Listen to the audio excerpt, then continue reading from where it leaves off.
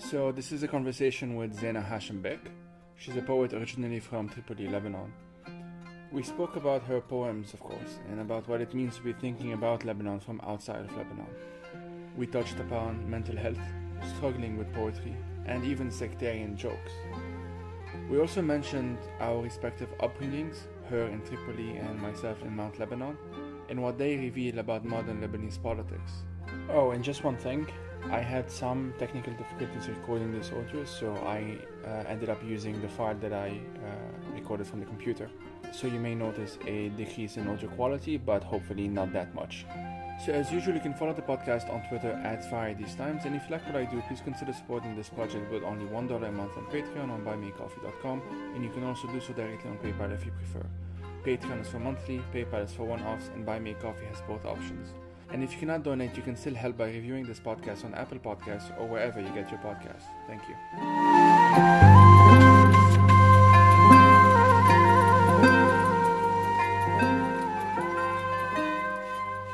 My name is Zeina Hashem Beck, and I'm a Lebanese poet. So before starting our conversation, I will let Zeina read her poem, Dear Brecht. Dear Brecht. Is it Brecht with a kha? I'm tired of singing about the dark times. My country breaks me. I wanted to consider the walnut tree, but yesterday my hometown burnt. A young man dead, then undead. I will not use the word blooms with blood. His white shirt, not a field. I listened to Sayyid Makkawi. I looked at videos of the streets. This is the corner where the bus dropped me. This is the roundabout of my first accident. This is where it hurts the most. In the gut. I shouted the news to my husband from one room to another. I don't want to hear it, he said. But is it possible to merely abandon the ache? وارجع تاني وأقولك ريحني الله يخليك. Dear Brecht, perhaps you've heard about the virus. I've been staying home. I've been sanitizing. I've been doodling snails. I've been wearing masks. After 2 months of absence, my friend is coming over today. We will distance as we've been instructed. Her pain and my pain 1.5 meters apart. The bougainvillea leaves on the grass. Last night, a young protester dead, then undead, then dead again this morning. His sister mourns him by stating facts. Martyr, brother, 26, shot by the army during the clashes with protesters. I will not use the word bougainvillea with blood. I don't smoke, except when my country burns. I guess this makes me a smoker. Reading history books distresses me. They either extinguish desire or rehearse the usual sorrow. Either way, it's brutal. Last night, 5 cigarettes in one phone call. How's your family? The inflation? The imaginary money in the bank? I miss you too. I miss you. Molotov, Molotov, بدل الشمعة Molotov. The rioters sing as they burn the ATM instead of the candle Molotov. I want to touch my friends. All the women I know the work of hands, except for myself. My mother pulled the rope from the generator's side. My aunt kneaded the meat and burghul. My friend assembled a pool. I have patience only for words. I wanted so desperately for my daughters to grow. I prayed for breast milk, then prayed it stops. Don't believe what I tell you, I won't, about the child I did not have. The pain is in the gut. The pain is in the morning. My daughter divides and conjugates in the living room, cat ears on her head. The sleeplessness comes from the screen in my palm. The hunger revolution. The street is ours. My daughter raises her hand. She still believes in answers. She doesn't believe in God, who sees everything. The channels don't broadcast the protests. They play Turkish soap operas. It's Ramadan, after all. People want to eat and be entertained. I want to eat and be entertained. Why isn't there only one religion? My daughter asks. Hashtag المسلسلات أهم من الجوع. Hashtag TV series are more important than hunger. Dear Brecht, how many times will I have to write this poem? When my friend came over, we failed. We hugged. The body wants what it wants. Now I sound like a singer, but didn't you want me to sing? Once a lady applied eyebrow shadow for me. Once there was a pianist in a hospital lounge. Once I danced on the beach with hundreds of people. Perhaps in this life, it's always too soon to heal. Pencil, pencil, penicillin. My husband places a carnation behind my ear. The children's park is empty.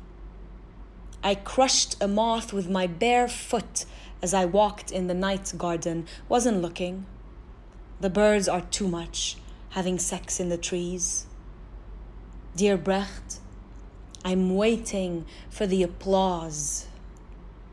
There is no radio in the house. I switch on the radio. يسقط كل شيء.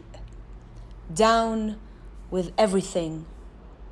I went outside for a smoke, but there was the scent of jasmines. I sound composed because I'm gasoline.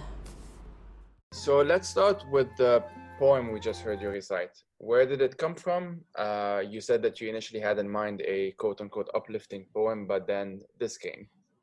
Yeah. The thing is, after the Thawra in Lebanon, I really didn't have in mind any poems, and I'm talking in terms of both reading them and writing, like reading poems and writing poems.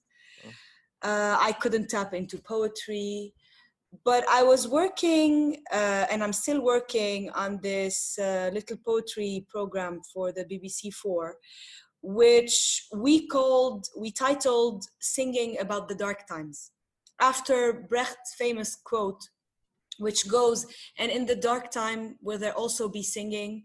Yes, there will be singing about the dark times. And the way we envisioned it is that I would interview poets and ask them how they process through poetry, you know, the dark times, whatever that means. It could be the pandemic, it could be a war, it could be any kind of public trauma, really. Yeah. And how you process it through poetry. And I was the one sort of telling the producers, like, it has to be uplifting, and on the fact that I'm Arab doesn't mean that it has to be about pain. All that shit, like I really pushed back, you know, like, no, they wanted to call it something else. I changed the title. Anyway, so uplifting, plus people are going through a pandemic, like they probably don't want to listen to something that puts them down, right? Yeah. And I knew that I was also supposed to write a poem for this particular program. And I couldn't tap into poetry, and I knew I had to write it. In the back of my mind, I thought, okay, maximum I'll use an old poem. That was fine. But I wanted to challenge myself, and I wanted to write in the now. And I kind of forgot about it for a few weeks until one morning I woke up after the protesters were out in Tripoli one night in April. I don't know, it was maybe April 27. I'm talking about the morning of April 28. I'm not sure, late April, it was Ramadan. And, a lot of banks were sort of burnt or whatever. And I woke up to the news that Fawaz al-Samman was dead. And that was it for me. Like, it was building. Like, we know how, like, what we call wave one of the revolution was a high, something festive, joyful. And we were deep in, like, wave two, which is like pandemic, economic crisis, all of that. And I was feeling really generally very low. And then the news hit me. And that poem just came. It just came. And I was literally sitting, because I mentioned my daughter, like, with cat ears on her head. And that was actually there, like, my daughter, because the dining room table is now the classroom, right? Yeah. And so she was sitting across of me, sort of raising her hand enthusiastically to her teacher, wanting to answer something, with cat ears on her head. And there I was with this very heavy knowledge about Tripoli and about Lebanon. And I was thinking about the pandemic and everything. And the poem just came. And it's not uplifting. I wouldn't say it's not uplifting. Do you know? Like, it's not completely depressing either, but No, it's not. This is what came. This is what was true. I wasn't capable of singing or dancing or doing all that.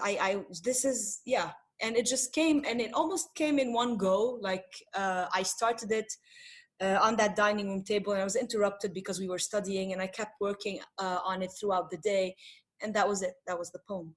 The contrast is extraordinary between you reading the news and seeing what's happening back home, and your daughter just next to you with these cat ears asking about, like, what's happening. And I will link it to the second question, which is I will ask you, how have you lived your poetry since the Thawra, since the October Revolution?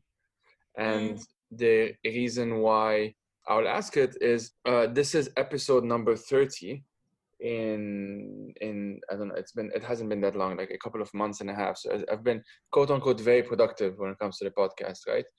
And one of the reason why I've been, quote unquote, so productive when it comes to the podcast is that I have been completely unable to write anything.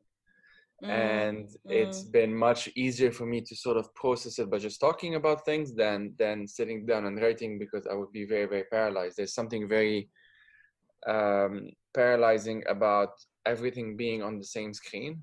So there's some webinars that I had to follow. My work is online.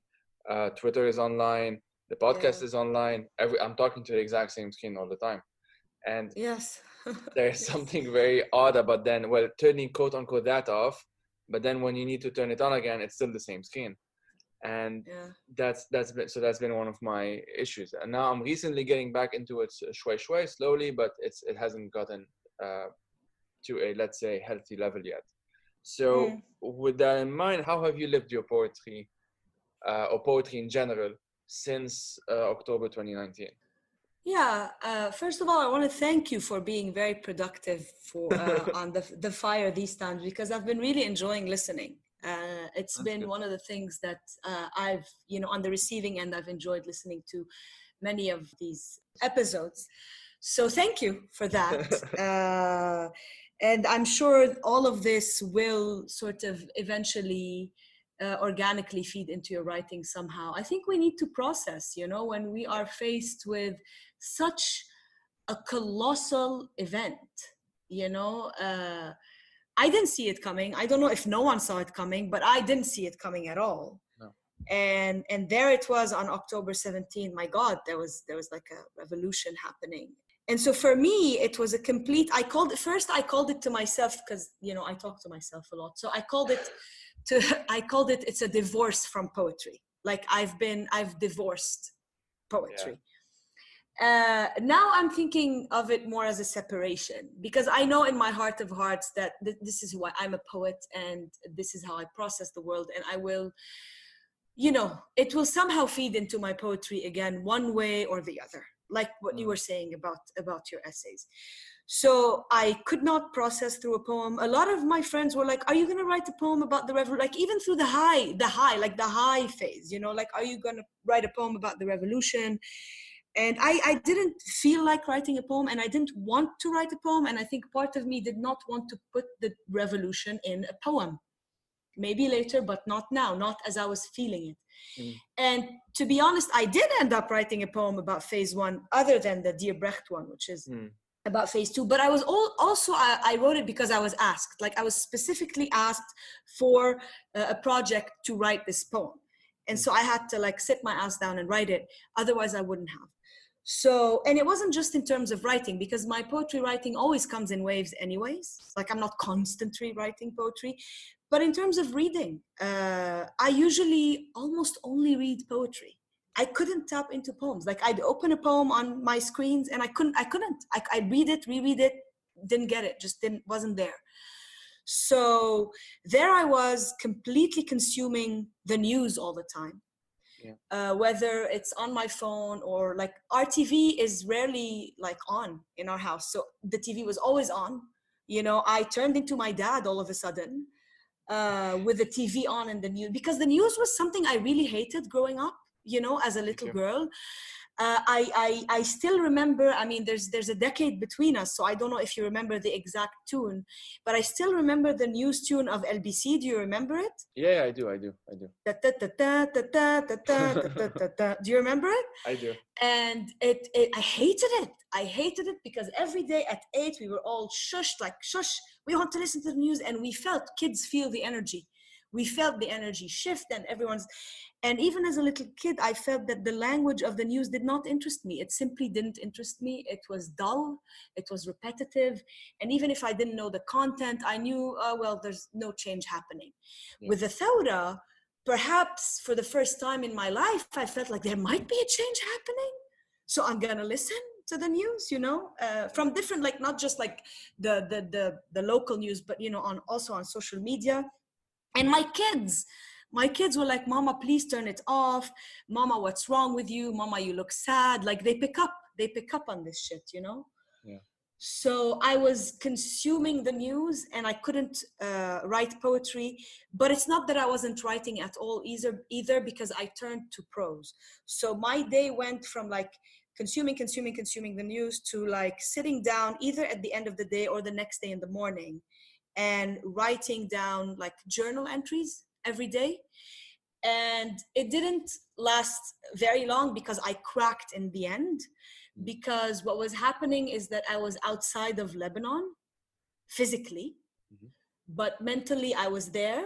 And so mentally I was completely not present for my kids. I was completely not present for Marwan. I was completely not present for my friends. And it was, I cracked in the end. I couldn't go on mentally living in one place and physically living in another. But I did, I processed as much as I could through these journal entries. And I actually wanted to ask you about that because I saw on Twitter that you were journaling lately, and that there's a whole like online culture about journaling. Yeah, it's a whole thing, yeah. Could you tell me a little bit about that? Like so the journaling community, I wouldn't say I'm like super active in it. I just mainly follow some of the tips and advices that some people have. It's usually like YouTubers and stuff. And there are just many methods. And what I got really interested in is the visual aspect of it. So rather than just writing your thoughts down, which is very important, honestly, like I would recommend anyone to just keep a diary and write things down. Even some of my entries, if you read them, they're boring as fuck. Like there's nothing happening. Yeah. I literally say, well, today I cooked this, and then I went on a walk, and then I sat down on the balcony and I enjoyed the view. That's like a diary entry.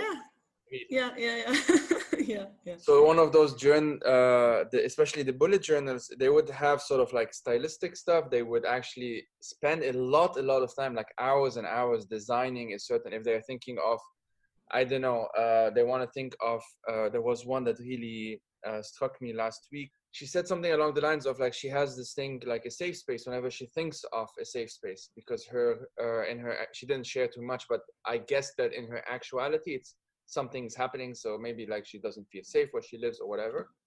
And so she was saying that when she thinks of this safe space, she thinks of a Shire-like area, like in the Lord of the Rings. And that's something that resonates with me because I'm a fan of that world. And so she literally drew a door, you know, like the Hobbit hole and everything like that. And in it, she just wrote the entry of the day.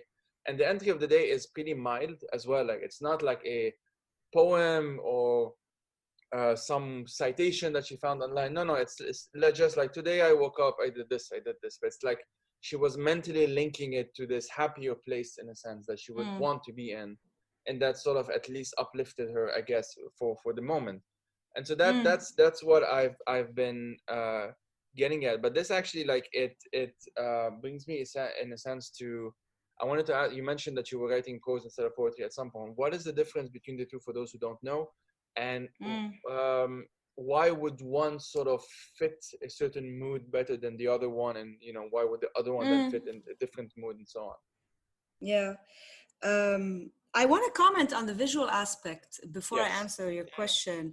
It's interesting because when I was revisiting my Thawra notes for the first time, I found myself on the side, like as I was sort of like looking through these entries, maybe revising stuff, also sort of like, I don't know how to draw for the life of me, honestly, I suck at it, but I found myself like, you know, drawing stuff from Lebanon, like drawing the egg, you know, like how does the egg look like?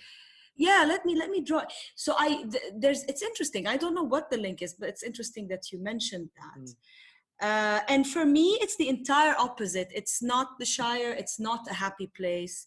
For me, poetry writing has a lot of joy in it, and prose is utterly devoid of joy.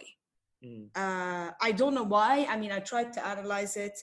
So when I'm writing poetry, how can I say this? When I'm writing poetry, even when it's about something difficult, and I've written about like the Dear Brecht poem, right? It's a difficult poem to process.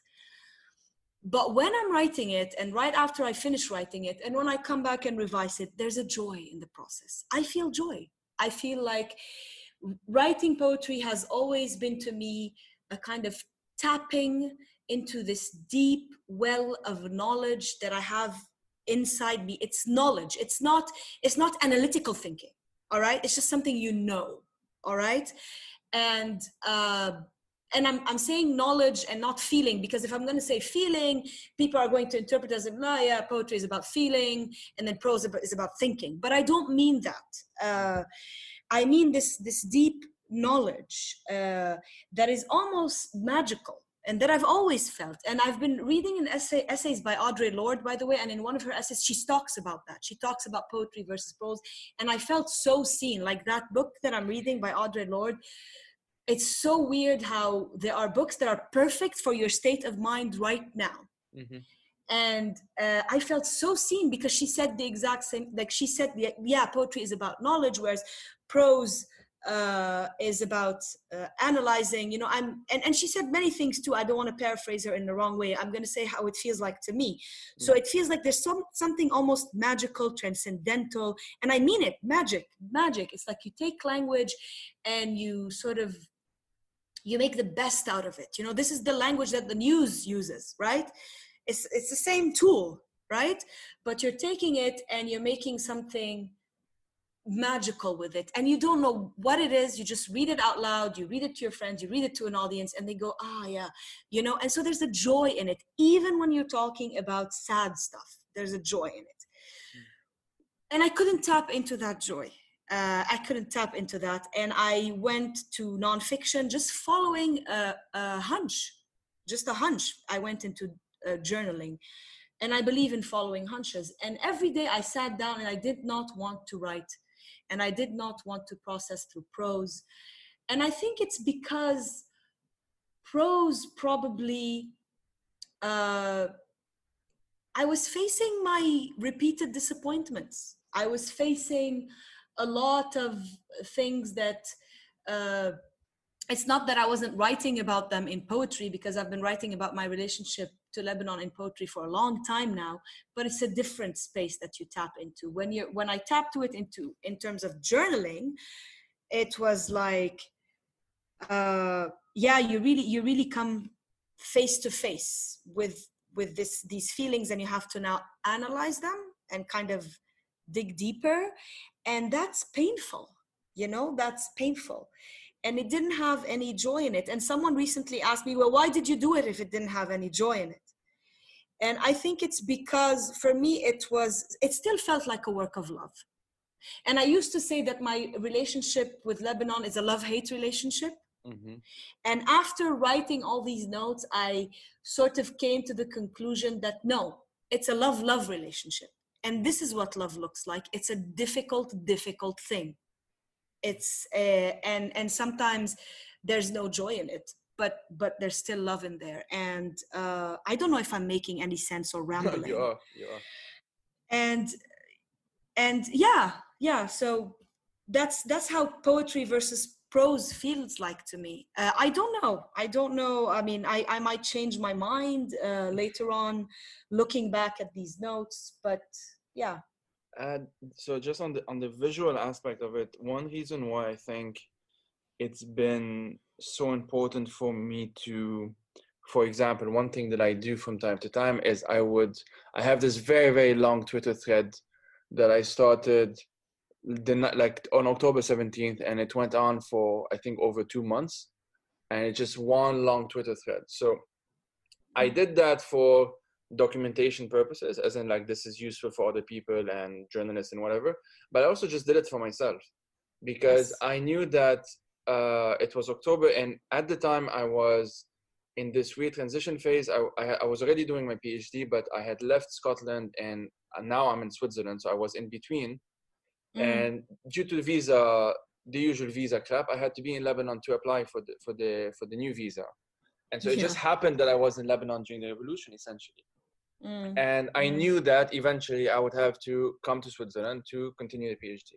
So I knew that there was this transition phase, and that my priority back then was to just take in as much as possible, document as much as possible, because I knew that soon enough I'm going to have to sit with all of that and try and do something with it. And the podcast, the writing, that's part of it.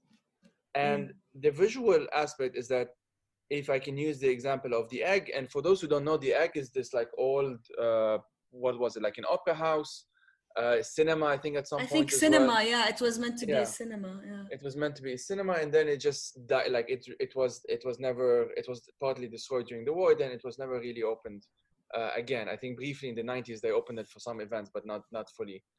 Yeah, it's weird. My mother-in-law has this memory of her shopping for shoes in the egg. And I kept interrogating her about this. Are you sure, Tante? Are you sure? She's like, yes, I am very sure. I don't know if that's like faulty memory or what. But yeah, sorry. I interrupted you. Yes. No.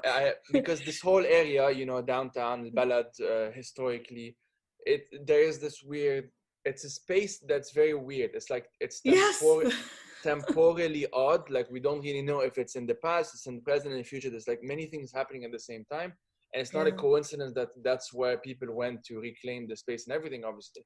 So when I went into the egg for the first time, which was like soon after, the next day or something, like it was late October 2021, something like that.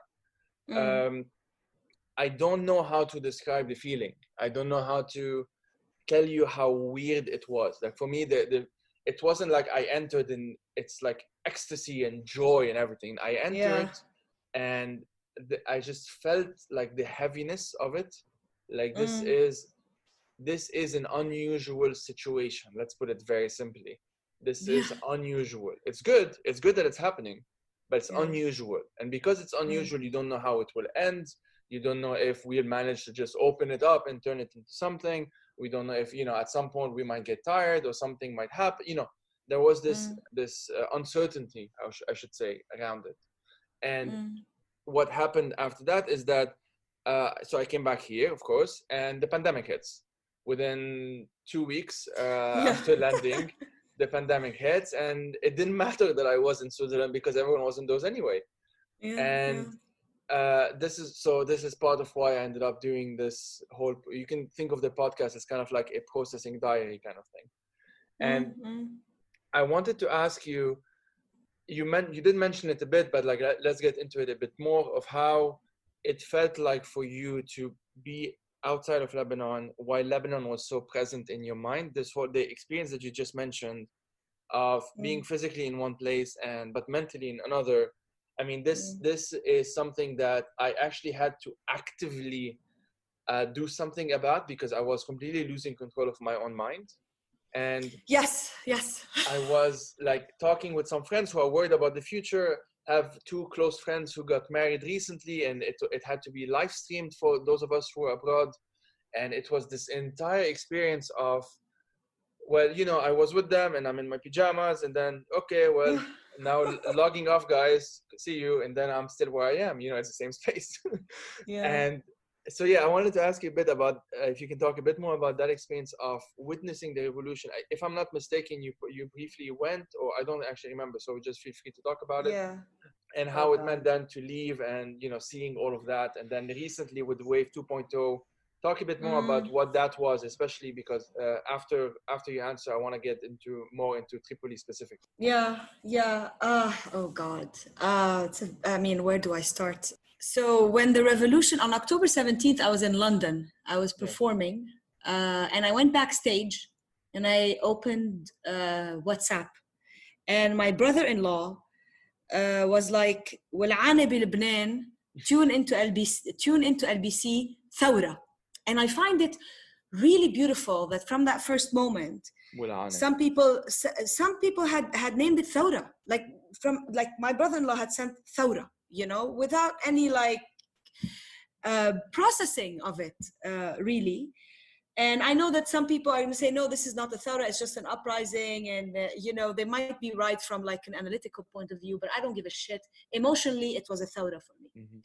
So, I started screaming backstage. It was such a funny moment, because you just mentioned being in your pajamas. I was in London at the South Bank Center, surrounded by like singers and poets, I think all of whom have never been to Lebanon before. And I was like, oh my God, there's a Thawra in Lebanon. And everyone's like sort of staring at this, like what was happening. And I opened Twitter and I started showing everyone like, look what's happening. And I didn't know what was happening. It was just processing. Right. And then, I went, I finished the show. I went on a walk with my Jordanian friend who had just moved from Dubai to London. And we sort of just processed it together. Like, what do you think would happen? Oh my God, will they come for the people in the street? Will they crack down on them? Will they beat them up? Will they, what will happen? And I was kind of worried, but excited. And then events started unfolding. And it was a mixture of feelings for me. It was like, I know that for my friends on the streets, it was a high. For me, it was simultaneously a high and a low. So I was very much happy and ecstatic seeing what was happening on the street, while at the same time very aware that I was only witnessing it through a screen. So I felt sad about that, and it wasn't like it wasn't just like a nostalgia kind of sad. Like it wasn't a sadness of like, oh, I want to go back to Lebanon kind of sad, because I'm still not sure if I want to go back to Lebanon. I think yes, but I'm not sure. I don't know. It was a kind of, why I want to be there. I just genuinely want to be there for that moment, because I think I think you can be many things as a Lebanese. You can be a Lebanese in Lebanon, completely dissociated from anything. Sure. You can be a Lebanese outside of Lebanon, also dissociated. You can be outside of Lebanon, but very much, still feel that link. And I'm not talking about patriotism. I'm just thinking that emotional link with your country. And you can be inside it and have that link. So I fall into the category of I left, but I feel like I've never left. And so I wanted my body to be where my mind was, and I couldn't. And I was sad. And so it was this roller coaster of emotion that I'm still feeling. And, you mentioned the transition, and I've been feeling a shift, not just in terms of my reaction to the thawra, but my whole life has been, in my mind and my body have been shifting. I don't know where, and that might be part of why I'm just contemplating and not writing a lot right now. My body has been shifting. So in my body, there's been a shift from apparent health to apparent sickness. In Lebanon, there's a shift because of the thawra. In the word, there's a shift because of the pandemic. In my writing, there was a shift from poetry to prose. In my reading, there's a shift from reading only poetry to reading more history and essays. In my psyche, I remember right before the pandemic, I hit a period where I told my close friends, "Khalas, I need therapy. I think I need to see, like I've never done therapy before." And right before the pandemic, I was talking to some close friends, and they said, "Yeah, we think, yeah, you should do that." And then the pandemic hit, and I couldn't do that. And so there's this whole, I don't know if it's making sense to you, a whole shift, that's been happening. I don't know how to process it, and I blame you for the reading, by the way. I blame you for the reading. Because for those of you who don't know, Joey, for the longest time, was championing Andrew Arsan's book, a 500-page book, very slim book, about Lebanon, called Lebanon, A Country in Fragments. And I decided to read it. It was somehow the right time to read it and the wrong time to read it. Because it's a brilliant book, it's an excellent book, but it's a very depressing book if you're Lebanese, because all that the book is doing is sort of holding up this mirror and showing you your disappointments and showing you your grief and showing you your traumas. And for those of us who leave, at least for me, I'm not going to talk actually in the we, I'm going to talk in the I. I left and I never really processed it. I left in 2006 and I keep coming back, of course, always, but I never really processed that I left, because in my mind, no, I haven't left. I didn't leave. Yeah, that book kind of made me process everything. It's weird. And I don't know if you consider yourself part of the diaspora, but like a journalist was speaking to me right when the Lebanese revolution was starting, and she began her question like as a writer of the Lebanese diaspora, and I was very shocked, and I said I don't consider myself a writer of the diaspora. I'm a Lebanese writer. Like for me, not that being a writer of the diaspora is bad, it's a bad thing. It's just that I don't define myself this way. Like I didn't grow up in Brazil or Australia or the US, and like maybe, like I have cousins in Australia, right, that visit Lebanon from time to time. And like I grew up there all, most of my life, and I left and I keep returning. So I'm not a part of the diaspora. And then I had this conversation with my Syrian friend. I told him, Hani, do you think you're a part of the Syrian diaspora? He said, no, so I had the same reaction. And I wonder, do you have that reaction? Like, do you consider yourself, I don't know. So what's funny is that I think this was a topic of conversation that came up with Andrew Arsan when I had him on. And so for those who don't know, there is an episode with Andrew Arsan in which we did speak about the book. I mean, it's on the website, but I'll link in the blog post. The answer is not really. I like, for me, diaspora means something very specific, and there's something a bit permanent about it that I don't feel represents my experience as well. At the same time, I left in 2015. I mean, this, for those who have listened to previous episodes, this will sound boring and repetitive, but I left in 2015 with no intention of really leaving. It was just a 1-year master's thing. It's like halfway through that, it was in London at SOAS. Halfway through that, it's when I started having doubts about whether it would make sense for me to go back. And in the end, I did go back. Visa said so, so I did go back. And then, so part of it was just a necessity, because I was following a specific academic route, and it was taking me to first London, then Edinburgh, and now Geneva. So there was kind of an obligation to it in a sense. And the other part of it is that I did feel very strongly a very contradictory, I should say. Like it was never one feeling. There was a bunch of feelings at the same time, but the one of those feelings that ended up sort of taking over was that I need some time. I need some time in a space that is not my own, and my own here is defined as Lebanon. And more specifically, I think, to be more accurate and honest about it, it's like Mount Lebanon and Beirut. Those are my two regions that I'm most familiar with. Yeah, makes sense. And yes. I needed some time outside of that space to try and figure out what it meant for me. And I wouldn't say that I'm at I wouldn't say that process has truly ended. Not at all, actually. I think I'm still there, just probably at a later stage, or like slightly more developed than it was 5 years ago. But you can never know. I mean, like there's no way. No, I'm sorry. And I envy people. I truly envy people. Not in like a jealous kind of like I will now ahsidkon and you will die kind of way. But I do.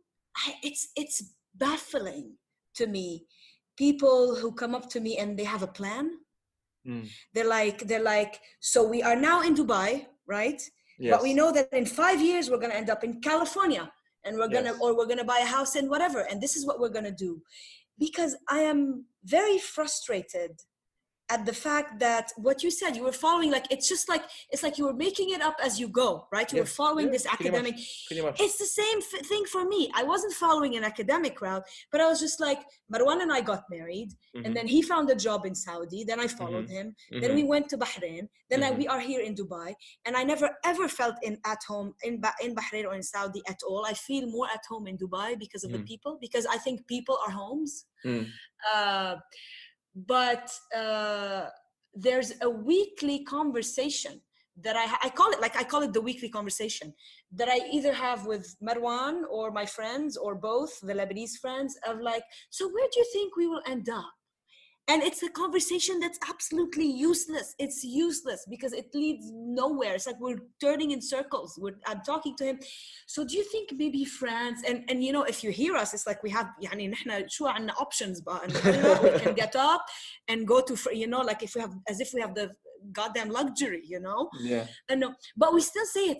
France, the other day I was talking to my friend, she was like, my Palestinian friend, she was like, maybe Berlin, and we contemplate, but none of it is real. My husband has the American passport and my daughters do, I don't. And he's like, how about the US, and you have a poetry career that can be good, but I don't see myself at all in the US, to be honest, and it's too far for me. And so really by elimination, the only option that's left is to go back to Lebanon, and but how? But then how? And also Dubai is so transient, Joey. It's like the people who are in Paris, at least like they can stay there, like they can feel that they can't, possibly they're not spit out the minute they don't have a job. Yeah. But for Dubai, it's like you're here, you have a residency if you have a job. So, God forbid, if the minute my husband, for example, loses the job, we have a month. Either you find another job or you go out, you get out. Or maybe you do the whole visa thing where you like go to Oman, stamp a 1 month visa, come back, but then you have to have the economic means to do so. Yeah. And usually those of us who live in Dubai, I speak for myself, it's also a day by day thing. It's also like, it's not like we don't have money on the side.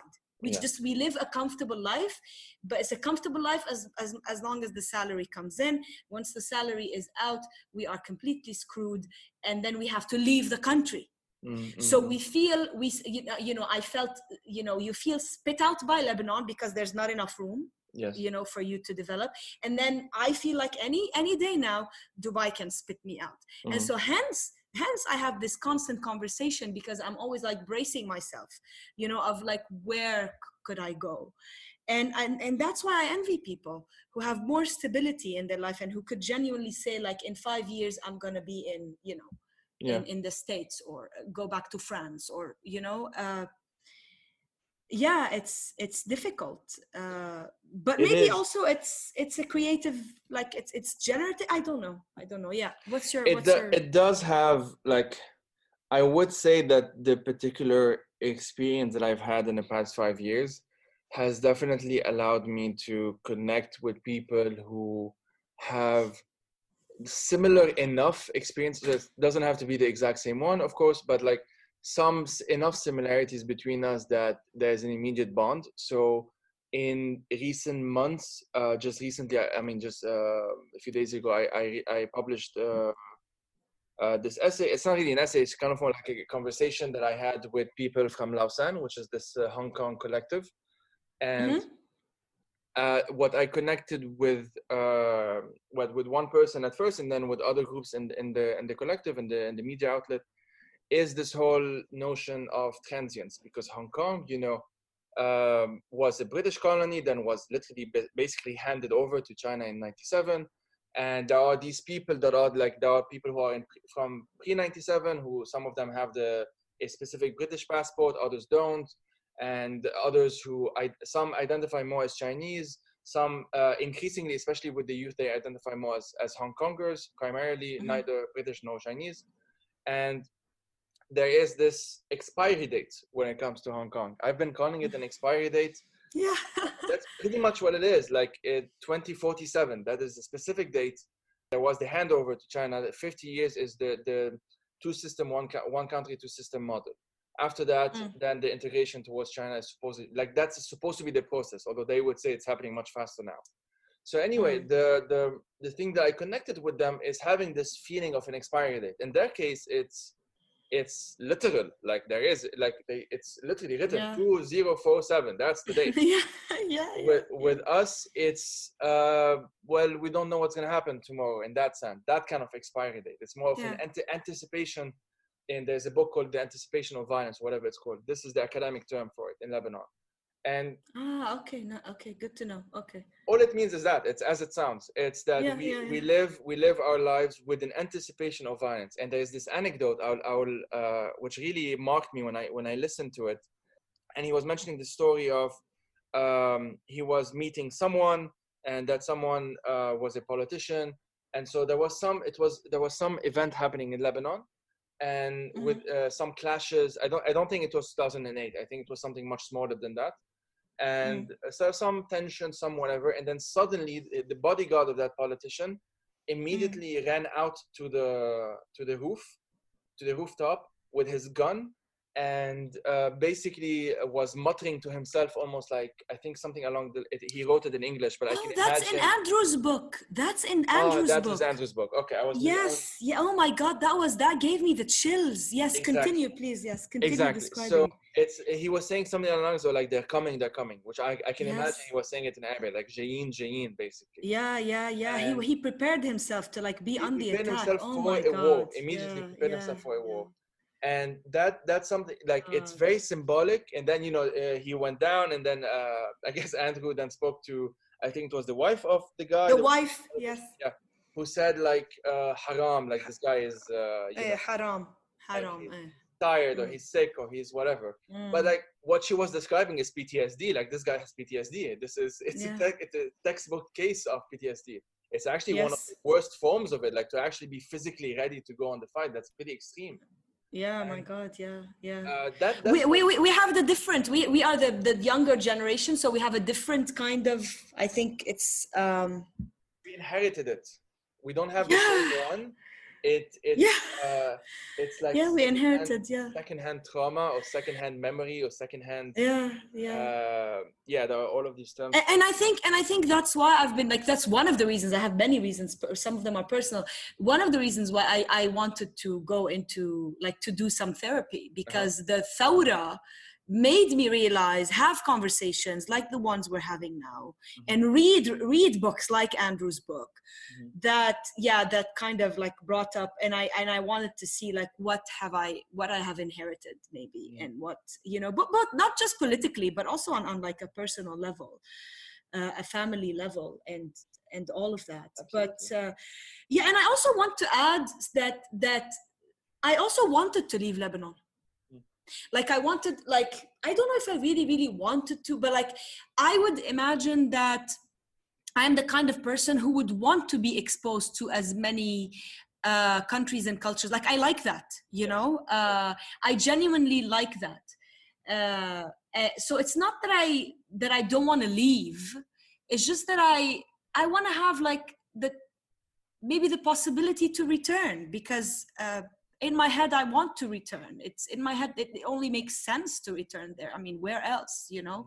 But as you said, life might like take you different places, and that we might both be like, I might be, you know, 70 and you're 60 and you're, I don't know where we are. We should have that conversation when we're older.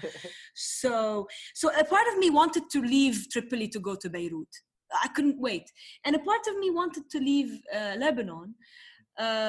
But also a part of me is mad at the fact that no one told me that when you're young, you have so many possibilities. Like when we didn't even have kids. We didn't, like, why didn't we go elsewhere? I don't know. And it's just like, yeah, it's just you follow these series of coincidences that lead you places. It's weird. It's never intentional. Whereas with some people, I feel that it's more intentional. And maybe it's better that it's not intentional. I don't know, but it's good to have some sense of security, you know? Absolutely. And, you know, so on the question of diaspora, actually just reminded me, so I wouldn't, as I said, like, I don't think we would call ourselves diaspora, but most of the Lebanese who grew up in Lebanon and then right now who are listening are elsewhere, statistically speaking, most of them are in countries that already have some kind of Lebanese presence. And so there are these diaspora routes, if you want. The UAE is a bit different because of this transient nature that you mentioned. But for other people, it would be like the UK, the US, Brazil, Argentina, you know, France, Switzerland. Those tend to be most of the countries. And there's a reason for that, is that at some point there are established routes, and it like most diasporas function this way, essentially. There's a reason why there are so many, you know, Japanese Americans instead of Japanese Indians. I'm making shit up, but like there are these diaspora links that that end up making some kind of sense, obviously. This, you mentioned Tripoli to Beirut, and I definitely have experienced this from where I am in Mount Lebanon, and because then I lived in Beirut, and then I went back to Mount Lebanon before moving to London and so on.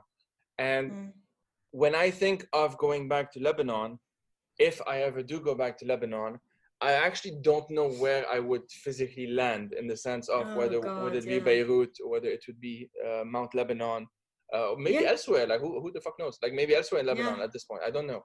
But I agree with that. I think for me it would probably be Beirut, but maybe not. I don't know. No. Yeah. But so on Tripoli, part of why I wanted to also talk to you is Tripoli has had a sort of a roller coaster in itself of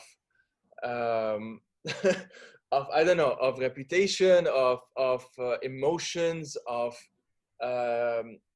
scapegoating, a lot of scapegoating going on by the Lebanese government, and let's face it, quite a lot of Lebanese themselves. Yes, I have a lot to say about that. Yes. And we'll get into that. And so to contextualize it a bit for other people, so the October Revolution happened, October 17. Tripoli soon became a sort of a de facto quote-unquote leader, in the sense of the protest movement over there in Sahat al-Nur had it felt anyway, I went up only twice myself, but it did feel like there was a different kind of momentum than was happening in Beirut. In Beirut, we were, well, I mean, it was very similar as well, not so that people misunderstand what I'm saying. But there was a more consistent, especially in the first few weeks, more consistent high numbers, let's say. Yeah. Even when the Beirut, like, I remember some nights, like, there weren't many people on the streets in like Saht al-Shuhada. Exactly. And then they would see that actually be Saht al-Nur, there are people, and then that would sort of incite them. And then they would, you know, I remember like some kind of this dynamic happening at times. And this was surprising. I mean, in retrospect, it's not surprising given what we know, but at the time, for many Lebanese, I will try and be as objective as I can here, because of the reactions that we've been seeing online. There was lots of people saying, well, Tripoli should become the capital of Lebanon, or Tripoli, people from Tripoli are the best. And there Oh, was for this, fuck's sake. there was this, Yeah. like it's almost like we went the other extreme. Now we're trying to romanticize Tripoli. Terrible. Instead of, Terrible. we went Yes. from scapegoating it to just romanticizing it instead of Yes. just, well, you know, this is a city. This is a city. It has its pros and cons. People there, some are good, some are bad. Some people are doing good stuff. Other people are, you know, it's all of these things at the same time. So yeah, I just wanted to kind of get your take on it, and so to speak, as someone who's actually from there. Oh my God. This is going to be a long answer, by the way. Go for it. I apologize. I apologize if we're going to go over time, if there's That's like a fine. time That's limit. fine. But There is no time limit. there are two halves to your question. A is how Tripoli was scapegoated, and B is after the revolution, what happened. I'm going to start with A as someone from Tripoli. So yes, I couldn't wait to leave Tripoli because I just wanted to be sort of anonymous and invisible and do whatever the fuck I wanted in Beirut when I was 18. And Tripoli is a city, but it sort of feels like a village. So everyone knows everyone and everyone's sort of gossiping. Yani the middle class could be terrible in terms of gossip. Who did what? Who wore what nail polish? I don't know. Not everyone, of course. I'm not saying everyone in Tripoli is that, but it does feel like it has a village mentality to me. Whereas Beirut for me at 18 meant this city, this vibrant, open city where I could just be invisible. I wanted to be invisible, you know?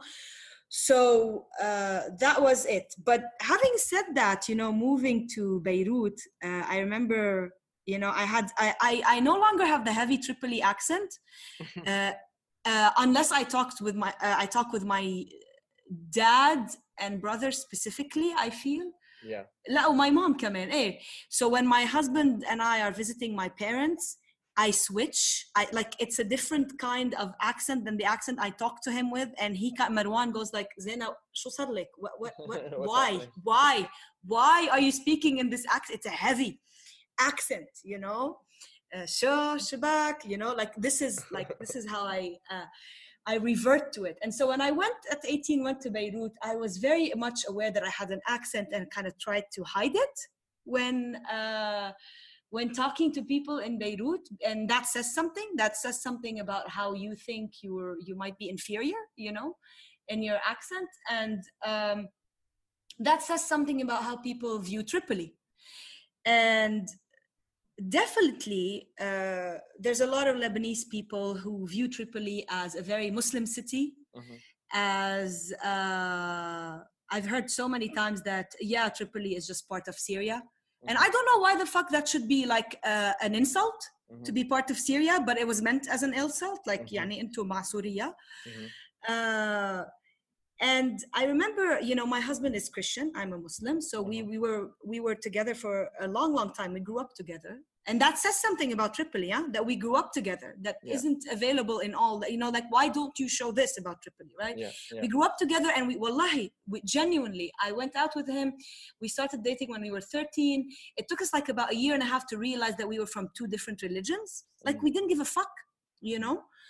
So that doesn't mean that our parents didn't have issues, mind you, but like there was this secular jaw in my Tripoli, in the Tripoli I grew up in. Anyways, and then, you know, when we were at university, he went to a university in Jbel, in Byblos, and there was this group of friends of his that they never said it, but it was very, very obvious. I was the other for them. It was very, very obvious that they could not wrap their heads around why would he date a Muslim, B from Tripoli, يعني ولا حتى from Beirut, a Muslim from Tripoli كمان, you know, and C, a fat person, because I was much fatter at the time. So I was the other in those three realms. يعني I felt it, wallahi, even if they never said it, you know. In my body, I was the fat Muslim girl from Tripoli, and they could not conceive why he would love me, why he would fall in love with me. And I want to add that this othering did not stop in the revolution. No, and I don't want, and yes, and by the way, this is not to say that the feelings that we were feeling back then, that we were saying there's unity, you know, we were all realizing how unified we are. I'm not saying that it's not okay to have said that. It's absolutely okay to be absolutely extremely emotional and maybe even naive in a revolutionary moment. That's absolutely fine. I'm not like shitting on people who say that, because I said that, you know, but reflecting on it, okay, reflecting on it now, I know for a fact that this, even on the streets of the revolution, was still there, because when I went home for Christmas, there was a person who will not be named, and I really doubt that he listens to The Fire these times, so that's fine. I could like, yeah, fuck you, whatever. That person, we were sitting, it was a Christmas gathering, and he was in the protests, and he was saying we were tear gassed and we ran. That was in December when there was the tear gas starting, and we ran to Beit al-Kataib, and then there I was, you know, stuck in this like parking lot, and I looked around me and there was all these people from Tripoli. Look, ya ammi, I was there right in front of him. He said it. There were all these people from Tripoli. It said as if, you know, I was there at that moment. Yeah. To give some context, quickly, to give some context to others. Yes. So Beit al-Kataib is basically the Kataib, so the Phalangist headquarters, which is in downtown Beirut. And it just became this hotspot in a sense, just because of its location. And what ended up happening is that a lot of the time when people were being tear gassed, the only door that is literally open that you can avoid the tear gas, and not always, is basically to go in. Now, obviously, the party would take advantage of this and do a lot of PR for itself. But that specific night, there were indeed protesters that came from Tripoli to support protesters in Beirut, because there was this momentum going on, especially between Beirut and Tripoli. And that's when there was in a sense, a crowding of people. I wasn't in the Kataib. I had managed to leave beforehand, before the shower of tear gas kind of stuck us put us in a certain place. So basically at that point, there was, within the debate of the Kataib, a lot of people from Beirut and a lot of people from Tripoli. And I'm guessing your friend was in that that spot. Yes. Yeah. And by the way, when I said, ya ammi, I am there, I don't mean that I was there. I wasn't in Lebanon. I mean that I'm here right in front of you. You are saying it to my face, yani. Yes. That they were these people from Tripoli who are, of course, not as refined as you. And I went home and I fought with him in my head, of course, because I didn't fight with him in front of the entire, you know, people gathering very festively for Christmas. I kind of regret that I didn't take that moment and completely turn the energy the other way around and sort of say my mind. I regret that. I really do. But sometimes you're in these situations and you're just speechless. And Marwan was there, and I went back and I sort of fought with Marwan. I was like, why didn't I say anything? Why did I say anything? Why the fuck did I say it? You know? But this is to say that, the sentiment was there, even with people protesting and being tear gassed. The sentiment was still there. Okay. And I want to say something. I do not begrudge him feeling that, not at all. I don't. What I begrudge him is because we are socialized into fearing each other, okay? Sure, so yes. I don't hold it against him. I really genuinely do not hold it against him that he was at this moment, he looked around, he saw all these people from Tripoli and he was scared. I don't. What I hold against him is, after all that's been happening for the past few months, why didn't you undo that? Why didn't you start to unlearn that?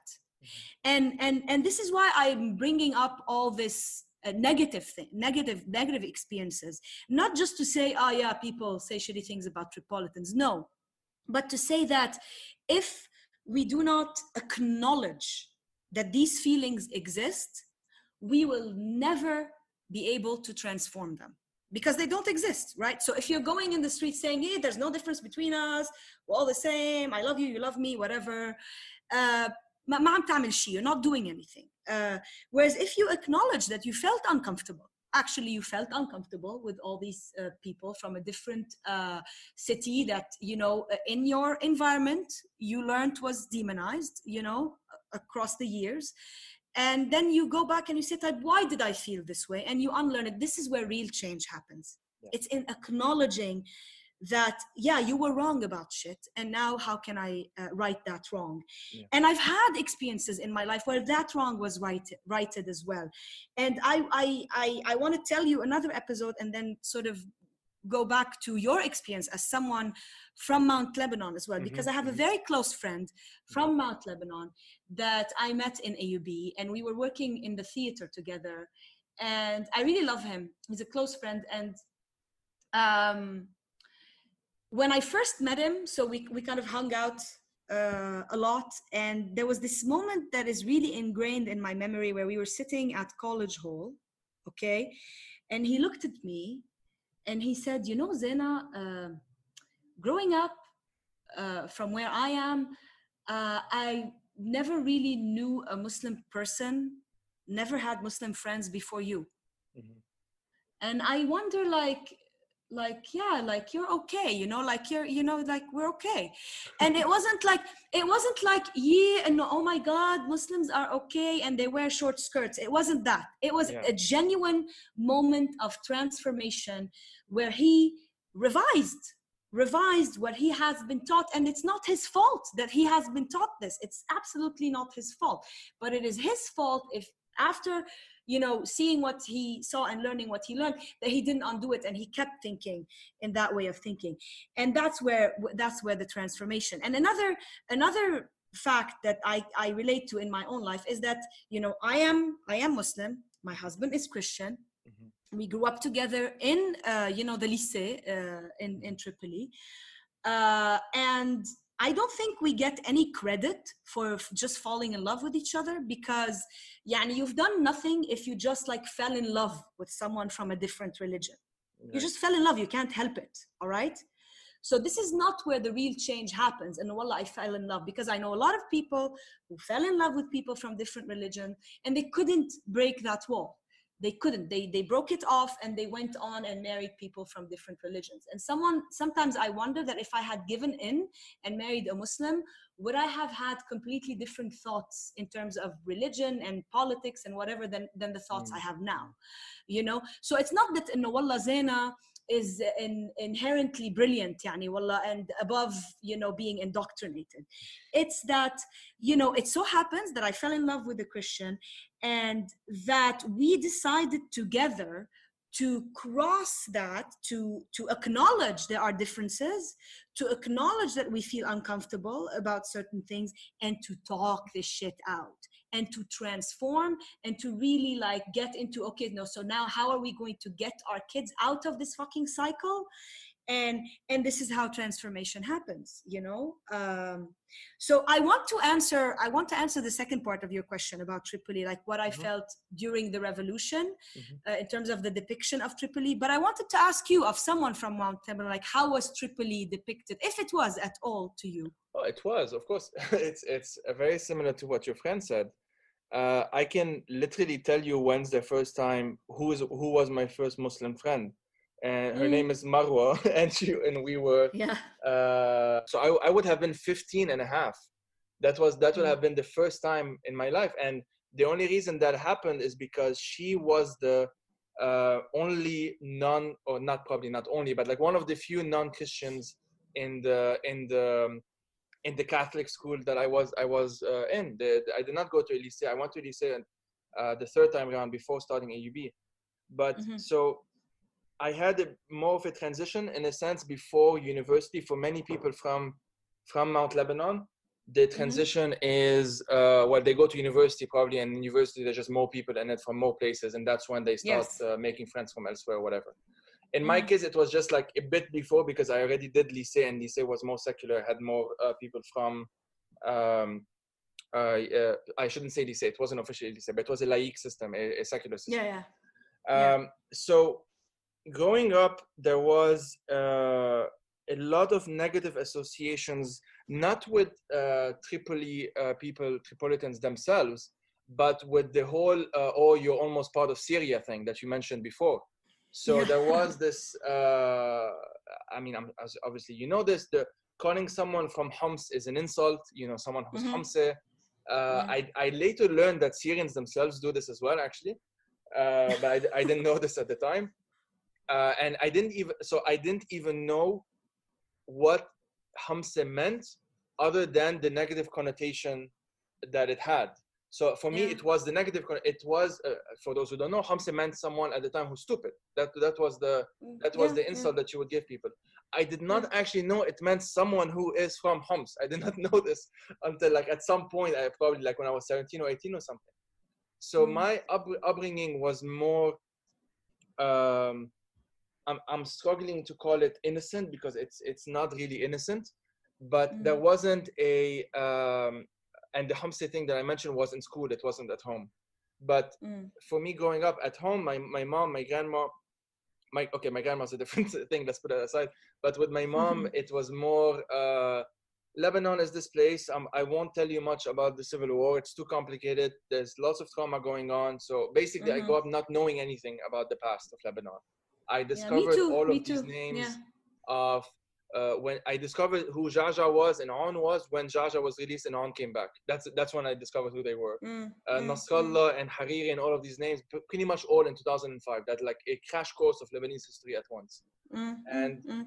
So for me, people from Tripoli, people from the south, people from the Ba'a, even people from Beirut, because Beirut was not my city growing up at all. It was I did not know much about it. Was like, oh well, you know. Kind of like this innocent curiosity, like this puppy discovering the world in a sense, kind of thing. But it's later on that I had to deconstruct that even in this quote-unquote innocence, there were these associations, these whispers of stereotypes that are not necessarily said out loud. But you would see it when, in the case of Mount Lebanon, when so I mean, I'm generalizing way too much here. But in the context of where I grew up in a middle class, working class, middle class area, when someone who's non-Lebanese would come to your house, it's either a migrant domestic worker or a migrant worker, right? So an Ethiopian woman, Filipino woman, whatever, or usually a Syrian man, Syrian worker, sometimes Palestinian worker as well. And so that would be the contact, quote unquote, with quote unquote the other. At first. The other, And so if you are, in theory, the way I would see it is that it's not just a matter of someone who is from Mount Lebanon meeting someone who's from Tripoli or that thing, because that stays within the Lebanese story in a sense. There's also the class dividend, obviously, that's a massive thing. I had middle-class friends from Tripoli who were acting exactly the exact same way that middle-class friends from Mount Lebanon were acting. There was the same stereotypes towards Syrians, same hatred, same xenophobia, same all of these things. Probably with some different, you know, variants of it. Like it might be stronger on something somewhere or whatever, but like the problem was still there. And so that's the Mount Lebanon aspect of it, if you want. So that's and I definitely sorry. No, I definitely never felt that Beirut was my city. Like this is my issue with Beirut, is that I love it so much, and I feel that it doesn't give a shit about me. And that might be because I'm from Tripoli, but that might also be Beirut for everyone. I don't know.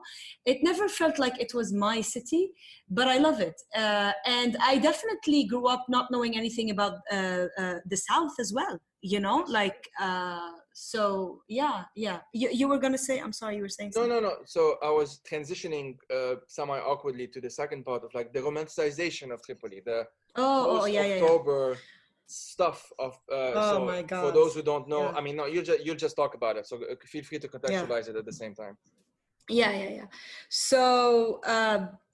So the context is that, you know,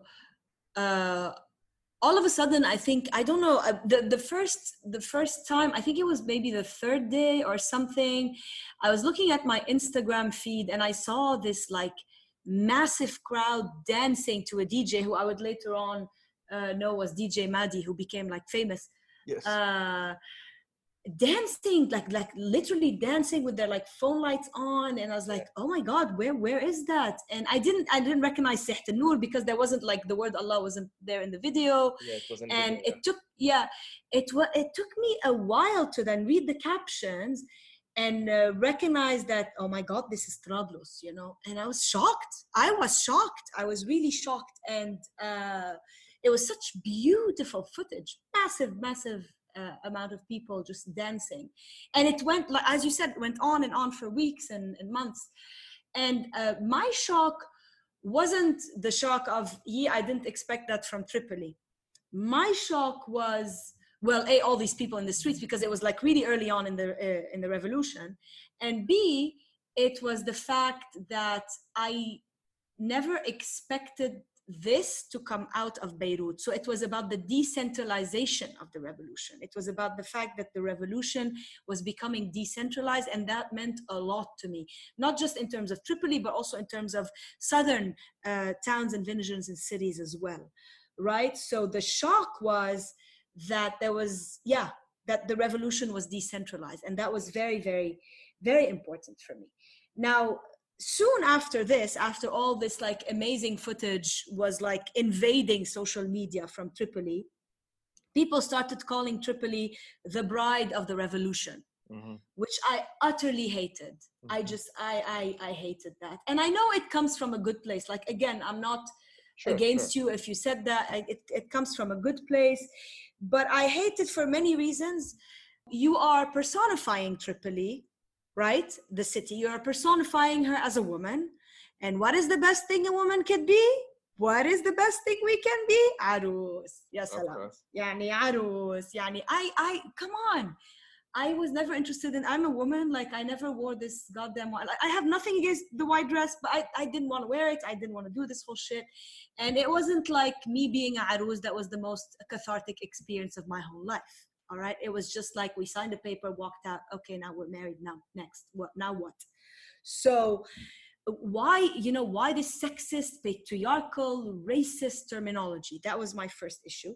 My second issue was what you described, which is going from utterly demonizing Tripoli to utterly idealizing Tripoli, that nothing wrong can go in Tripoli, that, oh my God, everyone's so nice. And we went there and we ate kake, and people kept repeating, the people are so good. The people, why wouldn't the people be good? I don't get it. And there are assholes also in Tripoli, like, so, news flash, there's also assholes, and there's also like a lot of shit that needs to be done. So I had a problem with that. Tripoli is a very complex city. My relationship with it is very complex. I think I wasn't able to be my full self in Tripoli. I was more able to be my full self in Beirut, definitely. I would be lying if I told you otherwise.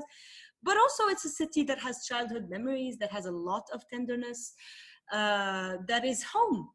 That is also home to me. And when I went in December to Siht al-Noor, on Siht al-Noor, on this big wall, it's written, Trablos Jannat Lubnan.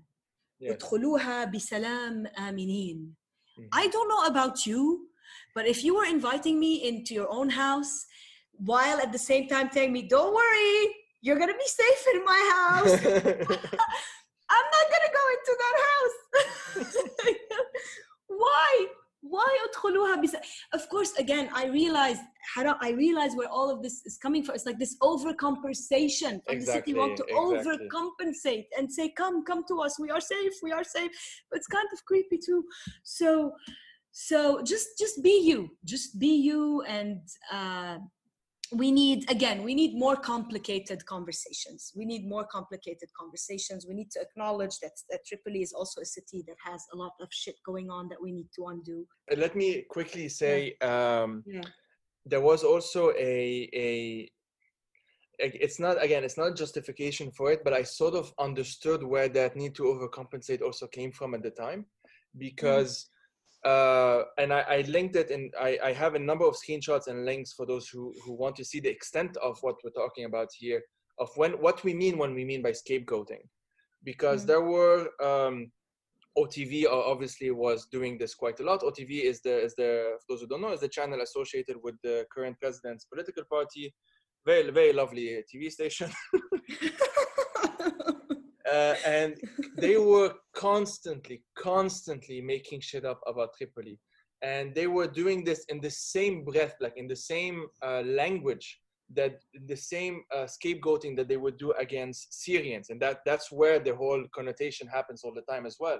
But when the fires were happening in the week before the revolution happened, one of the triggers of the revolution, there were, and I know you know this, for those who don't know, there were people who going on OTV, including Marion, a Lebanese MP, saying stuff like, these fires were created by Syrians, Oh my God. Oh my Syrians God. were Yes, going yes. into these houses to whatever, and then Yeah, that yeah. just they got bored of Syrians, and then within a week or 2 weeks, there was Tripoli there. Let's do the exact same, use the exact same words towards Tripoli, and they were saying things like fighters were coming in from Idlib towards Tripoli, and so many Dear things God. like the connotation, the it's not even like an undertone of it, it's like an overtone of it. It's so obvious what you guys are trying to say. And there were people on TV, like supporters of some of the sectarian parties, who were going on TVs and saying, oh, these people coming from Tripoli, Daesh, like all of these people are from ISIS. Like these things were said on national television constantly. So I understand where the need, in a sense, to overcompensate. No, we're very nice. Please come here. Don't worry. Here's some jacket, here's some, like all of these things. I understand where it comes from, and it's so depressing that this is even needed in the first place. Yeah, no, there are people in my close circle who still think this of Tripoli. Yani, Yes. and they're not bad people. That's the thing. There are people I love who say this about Tripoli. And it's this fear mongering. It's this fear that they plant into us, that the media, the everything. And this is why we have, again, the real revolution is in the mind. The real revolution is how we undo all this, how we unlearn all this. Yeah. Hello? So sorry. You had, so I was falling silent because you had the story that you wanted to mention. It's about Tripoli. It's like I have so many stories about Tripoli. Like you opened the floodgates, but floodgates. Like the and it's also a story of like also like coming together. It's a positive one, Like one of my best friends now is from the south, but she grew up in Beirut. Her name is Huda, and I had just met her at AUB. I had just met her, and if you remember, outside of AUB, there's a bookstore called Malik. Yes, Malik's bookstore. So she was walking away from me. So she was like, I don't know, 10 meters away from me, kind of. And she's like, see you outside. And we were standing in front of West Hall. And it was a time when West Hall was very, very, very crowded. Lots and lots of people between us. And I projected into that, space. And I told Huda, okay, خلاص, بشوفك عند مالك. And I said Malik, instead of Malik, and Huda froze. She completely froze, and she was like, "Did you just say Malik?" She went up to me again. She approached. She's like, "Did you just say Malik?" And I'm like, "Hey, Malik," and we started laughing. And so when the Thawra started, there was a meme or a joke or whatever that I received on WhatsApp that said, speaking of like how famous Tripoli was during the revolution, that we will all now start saying wahed instead of wahad. Right, yeah, I saw this. Yeah. And I sent it to Huda, and I told her, just so you know, that Malik was the right way to say it. And she laughed, and she's like, yes, of course, wahed Malik, this is the right way to say things. So, it's a funny story, but sometimes humor like says also. It does. And, so I'll say something quickly. One of the things that most surprises non-Lebanese friends is how, like, so I'll just speak for myself, of course, but with all of my friends from Lebanon, or most of them anyway, they're from pretty much everywhere. There's, we have these jokes, this guy is the Shia from the south, and this one is the Sunni from the north, and this one is the whatever. And we have these essentially sectarian jokes, and that's the only way we manage to 100%. Mock it, to undermine it, to try and downplay its toxicity in a sense. Because with my parents, I won't speak too much in detail, but there are certain tendencies or certain habits that are still there. There was when there were more people coming down from Tripoli, there was a specific phenomenon happening of people from Beirut going back up and people from Tripoli going back down. But at some point, because so much was happening in Beirut, the parliament meetings, that kind of stuff, and we were trying to stop them and all of these things, there was more of a let's say, one-way drive than the other-way drive at some point. There was like a period of 2 weeks or so. And we were being targeted, literally, on the one side from the Shabiha, and then from the security forces, and then from the whatever, and then we were stuck. And so one of the I mean, it ended up being sort of a joke in a sense, but we needed the Shababi to Trablos. Like, that's what they were being called. The people were, I wasn't calling them that, but that's what they were being called. The guys, the youth, the young men from Trablos specifically. Yeah. And because they were our, so to speak, our defenses. We were here, and there were people. I'm making gestures that you can't even see anyway. It's so ridiculous. Like, you know, you were here, they were in front of us, and we were behind. And so there was this thing that was needed. And so this was all being filmed on TV. I don't remember, LBC, I did one of those. And I went back home after that, exhausted, like filled with tear gas, and like I was unable to have a nuanced conversation with you today, Mom. That was my mood, if you want. And so she said something. She didn't say it too directly, but she said something like be careful about those. Like, you know how it's said. And I was, as I said, like, excuse me for the language, but like, I was unable to. I couldn't say, Mom, these are stereotypes. We have to think about these things. Let's be more nuanced. I started yelling. It was not good, and then I ended up. We fixed it. You know, I'm sorry. You know? But there's a lot of emotional baggage, obviously, especially when it's intergenerational trauma and that kind of stuff. So yeah, no, I had a similar thing with my mother-in-law, where I didn't yell, but she kind of said something like, why don't they just protest in their city? Right. Yes, I heard that a lot as well. And I told her, Beirut is my city. Yes. Beirut is my city. إنه شو يعني I'm from Trablos. هلا you're gonna tell me انزلي بس على ساحة النور, don't go to ساحة الشهداء. Exactly.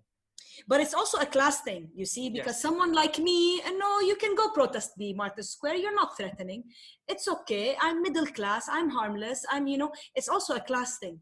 It's also that they mean a particular kind of class, Absolutely. Lower income people who we learn to be afraid of. And of course, in any public situation when you're with like thousands and thousands of people, you're going to be careful anyway.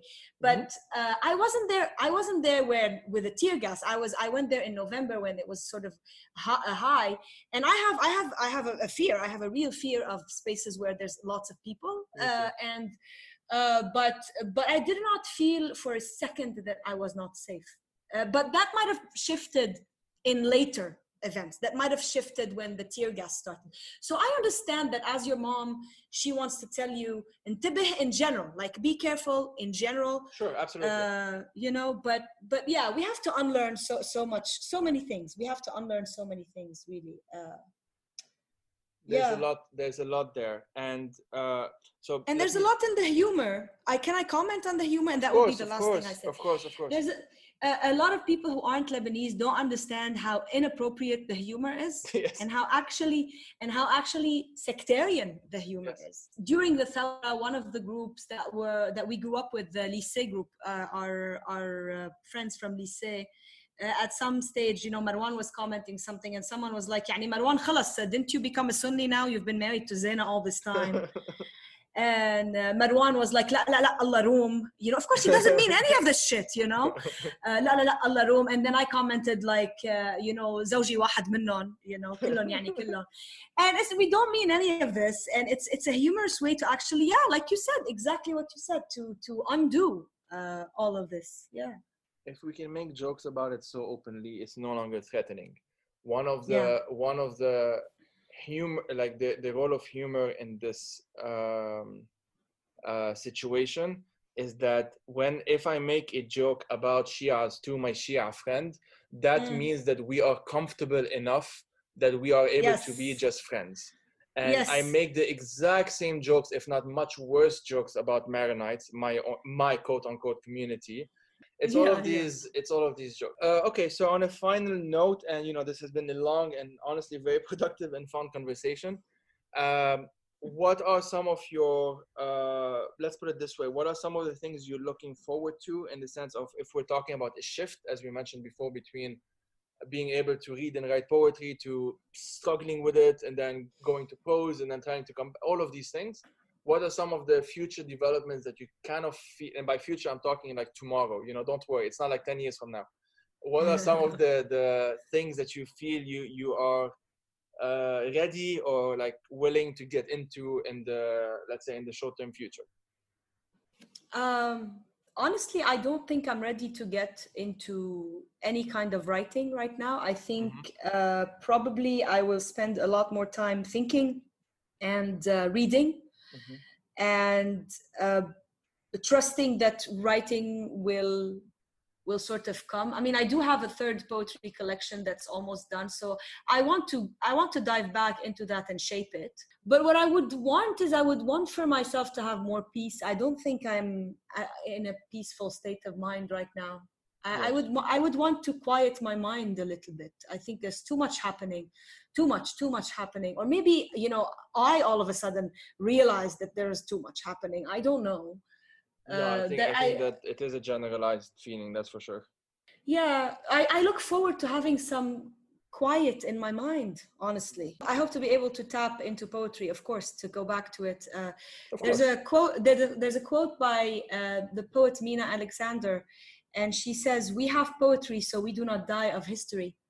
And I love that quote because, I mean, that's another, I'm not going to discuss it anymore further. But yeah, I hope to be able to dive back into that as well. And can you tell us very quickly, to finish off, what is the prose that you're going to read?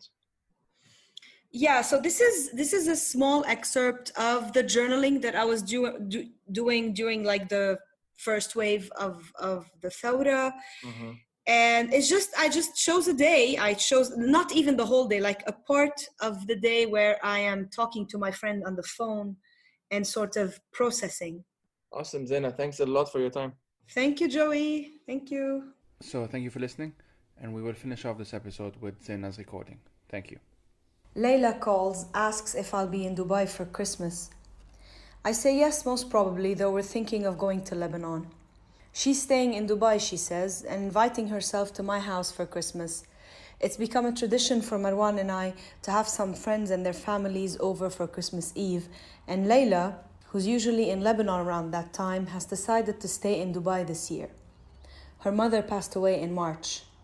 Akid, I reply, my house is your house. After we chat a little bit, Layla starts choking up. I feel I have no one in this world. Of course you have people, and I'm one of them. I don't know the loneliness of losing both parents, but I know this sense of desertion. When we moved to Saudi, when we moved to Bahrain, didn't I feel alone in the world there? Dubai has been kinder, with more friends and more freedom as my children get older, but am I not always terrified at the thought of my closest friends leaving? Those who are always on the move are perhaps more aware of the ephemerality of houses, balconies, dinners with friends, dances, laughter. Everything is always shifting, changing. My kids keep saying goodbye to neighbors and school friends, whereas I had the stability, even in a civil war, of growing up with mine. This April, I was upset to learn my children's pediatrician was leaving the clinic. I still remember the pediatrician I went to in Tripoli. His crowded clinic, the sliding wooden and glass door, his gray hair and beard, the reflex hammer with which he tapped my knees. We are those who keep building homes as we go.